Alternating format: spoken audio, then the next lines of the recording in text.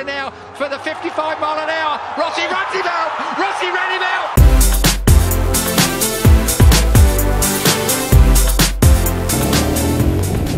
Konnichiwa YouTubies, Heartbroken Biker this. I am going to be answering a couple of questions you guys sent me on Facebook about the Sepang race, including the biggest question as to why Marquez backstabbed Rossi, who has always been nice to him. So don't skip and don't miss the whole video till the end. First of all, for those who don't know what happened in the last race, geez, what the fuck guys, wake up. Rossi and Marquez had a crazy dogfight, overtaking each other many times until our Marquez boy put his head on Rossi's knee slider or leg. That caused some reaction on Rossi's leg and it moved a bit. And looks like Marquez took that opportunity to simply crash. It doesn't really affect him because anyway he's third in the championship, but later in the press conference he said Rossi kicked my bike and then pressed my front brake with his leg or some shit like that and made him crash. So apparently Rossi has tentacles in his legs that can do that. Weird. So Rossi got a 3 points penalty and is being made to start from the end of the grid in the last MotoGP race of this year in Valencia on 8th November. Lorenzo is Rossi's teammate and a same factory rider, supports Marquez and says Rossi should be disqualified. Basically that means there is no need to go to the last race, just give him the championship trophy already at Sepang and let's all go home. He was also seen showing thumbs down when Rossi took the third position trophy at the podium, and he seems to have gone to the race direction meeting to poke his nose and ask for Rossi's disqualification, but he denies this claim, and this is probably because maybe they kicked him out, who knows. Now that I have filled you in with the details, let's go to the questions. Question number 1, who is your favorite MotoGP rider after this race, Rossi or Marquez? So my favorite MotoGP rider has been Dani Pedrosa for some time now. Some people have suddenly realized that he's got talent after watching this movie, Hitting the Apex. But he's been on the top of my list due to both his humble, calm personality and talent, and the fact that he serves as an inspiration of hard work. Because technically at 5'2" he is too short to handle a MotoGP bike, and he still does that in a superb way and is one of the top riders. Rossi on the other hand is my second favorite because he is both extremely talented and a very fun personality.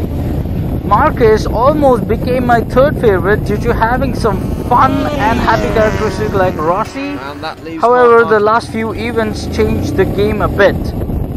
The other riders that I respect for their talent but absolutely detest their whining personalities are Lorenzo and Casey Stoner. I totally love the fact that these two challenged Rossi, and it takes extreme talent and hard work, but they have the worst attitude at handling failures. So anyway, congratulations Dani Pedrosa for superb qualifying lap time and now the race win. Hard luck dude, despite all that the spotlight is again away from you. Question number 2, why is Lorenzo asking to disqualify Rossi? Rossi already starting from back of the grid is almost an easy win. So Lorenzo will ask for anything that can make him a champion. If Rossi was disqualified, that puts Lorenzo in a 9-point lead with just one race left. So essentially that is the easiest way to take a happy world title. He does not care if there is any dignity in that or not. All he cares is about the championship. The second reason is fear. Anything can happen. Lorenzo could crash, and even if Rossi finishes last, he will be the champion. Or Rossi could get aggressive and finish second, and then Lorenzo finishing first will also not be enough. Rossi will still win by 2 points. So fear and of course no dignity. Are Lorenzo and Marquez friends now? Lorenzo is nobody's friend. As long as he is in the front, he is on the pole position, he does not care what the fuck is happening behind him. And Marquez will realize this sooner or later when he fights Lorenzo in the future. Today he is using Marquez's reason to take Rossi down because he wants the MotoGP championship. And tomorrow he will use somebody else if Marquez is in front of him. As simple as that. Why Marquez backstab Rossi, who has always been nice to him? So I know a lot of people are probably thinking that this is about the conference where Rossi said Mark wants Lorenzo to win, and so his ego got hurt, and probably that's why. But if you think properly, there are two reasons apart from that. One, let's say your country is playing football match against another. Which one do you support? Or let's say India-Pakistan cricket match. Indians support India, Pakistan will support Pakistan. So the first simple reason is patriotism or nationalism, since there is no question of him winning the championship this year, and he has one Spaniard and one Italian to choose from. Fighting for the championship, there is a very natural tendency to wish for his countryman to win. So first reason is pretty simple. Now let's look at the second reason. I'm pretty sure no one has thought about this, and if you did, let me know in comments. So this is not about anything to do with the current situation in MotoGP, but it is a plan for the future far, far ahead. Think about this.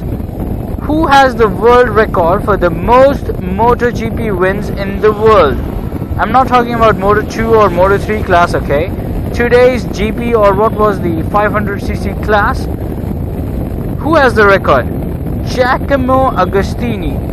He's got 8 MotoGP championship wins.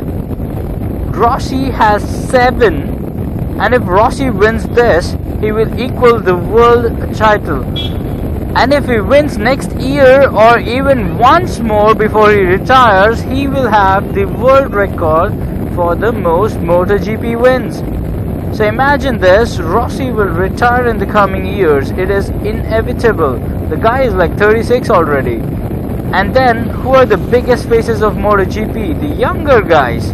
Lorenzo, Marquez, Pedrosa, and others who may be, like say, new riders coming from the Moto2 class. Now Marquez is 22 years old and already has 2 MotoGP wins. If he wants the world record, he needs 7 more, which is tough already. And if Rossi gets 9 wins, he will need 8 more to top that. Even though he will have, say, next 10 years to do that, he knows it is tough, and tomorrow newer riders could be faster than him. So this is planning for the future. He wants to be the one to beat Agostini's record and not have an extra wall in front of him in the name of Rossi. He knows that after 10 years he may not have the same aggression and same skills to beat the newer guys. So letting somebody else increase the already existing record, which is already high, is something he can avoid right now by doing what he did in the Sepang race. So that is the more complex explanation, more futuristic explanation that nobody is probably looking at. If you had the same idea, let me know in comments below. Next question. Bro, who do you think will win this year in MotoGP? Okay, so now you all guys know that Rossi is starting last in Valencia, right? Last from the grid. Now there are some interesting theories on the internet saying that all riders will move aside and give way to Rossi to defeat Lorenzo. Even I thought of that, wished that, but there are some problems in this. One, I don't think Rossi would like that, because unlike Jorge Mr. Lorenzo, Rossi would want to get this title in the dignified way. And two, even if everyone gave the way, Marquez will still try to make him crash. And Danny Pedrosa will also not give him the way because of being a rival factory rider. And he has to support his teammate, especially after all this controversy. If he gives way to Rossi, it will cost him the contract with Honda. So that is something to think about.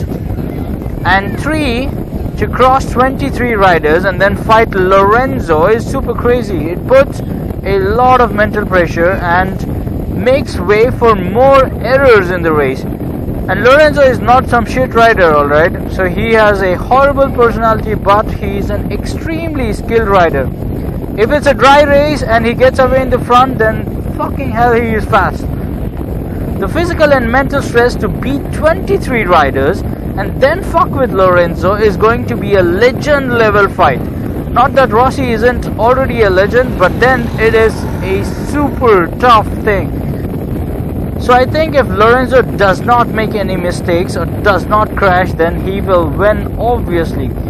Rossi just needs to come second to Lorenzo, I know that, but I think it is highly impossible. Not to be negative, I want him to beat all the 24 riders and whoop Lorenzo's ass and get the pole position. I mean, that would be a fantastic win, but it looks very highly impossible. Now, having said that, if by miracles, skill, talent, or being the legend that he is, if Rossi wins, keep this in mind, if Rossi wins, I will personally draw Rossi with my own hands, print it on a t-shirt, and one of you guys, my viewers, one of you guys will get that t-shirt as a gift from me. So remember that this is not some lame ass print of a Google image or like photo of something like you guys are doing in India right now. This will be exclusive hand-drawn art by me. So if you want this t-shirt, let me know in comments who should win the 2015 MotoGP and why. If it's Lorenzo, write his name and tell me why. If it is Rossi, write his name and tell me why you think he should win the 2015 MotoGP. And finally, don't forget to like this video, share it on Facebook. Yes, hit that share button, guys. Share it on Facebook as much as you can, and subscribe because I make videos every Tuesdays and Thursdays. Sayonara, YouTubies. Heartbroken Biker signing off. Did Rossi stay on? He did, as we're at turn 13, back to second gear now for the 55 mile an hour. Rossi runs him out. Rossi ran him out.